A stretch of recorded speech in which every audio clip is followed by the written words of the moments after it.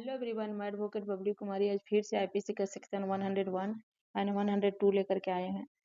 इसको बहुत आसान से शब्दों में इसको समझ सकते हैं और साथ ही में इसके इस तरह के झारखंड एपीओ या किसी भी अन्य स्टेट जुडिशरी एग्जाम में आएगा तो क्वेश्चन को हम इजी वे में आंसर भी दे सकते हैं। ये प्री और मेंस दोनों के लिए इम्पोर्टेंट है। तो चलिए सेक्शन को जानते हैं।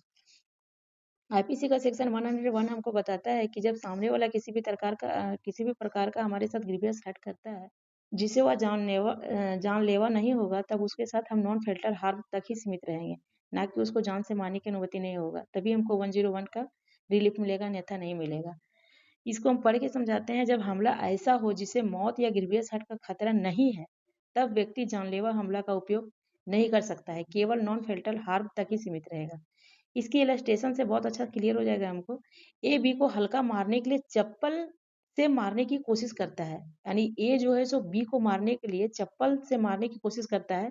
इस स्थिति में ए की तरह से मौत का या गंभीर चोट का खतरा नहीं है, यानी ए जो है सो बी पर जो हमला किया उससे बी को मौत नहीं होगी।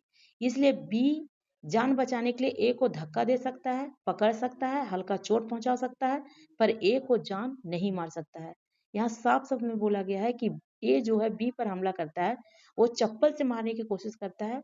तो इस तरह इस सिचुएशन में बी जो है सो ए को जान से नहीं मारेगा, बल्कि उसको हल्का चोट पहुंचाएगा, धक्का मुक्का दे सकता है। अन्यथा अगर वो उसे जान से मार देता है तो ये सेक्शन का 101 का रिलीफ उसे नहीं, ए को बी को नहीं मिलेगा।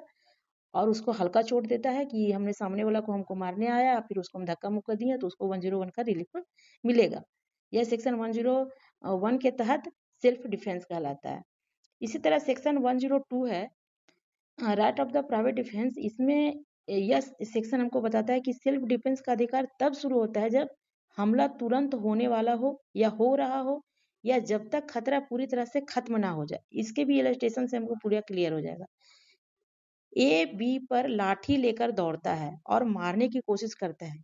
जैसे ही ए लाठी लेकर हमला करने की स्थिति में आता है, बी का राइट ऑफ प्राइवेट डिफेंस शुरू हो जाता है। यहाँ बी का राइट ऑफ प्राइवेट डिफेंस शुरू हो जा रहा है। यह अधिकार तब तक जारी रहेगा जब तक ए का हमला रुक ना जाए या ए भाग ना जाए। अगर ए भाग गया और खतरा खत्म हो गया, उस समय के बाद बी ए को हमला करने का अधिकार नहीं रहेगा। यानी जब खतरा खत्म हो जाएगा तो फिर दोबारा से उस घटना को उस पर्सन के साथ मारपीट करना गलत हो जाएगा और फिर 102 का रिलीफ हमें नहीं मिलेगा। धन्यवाद।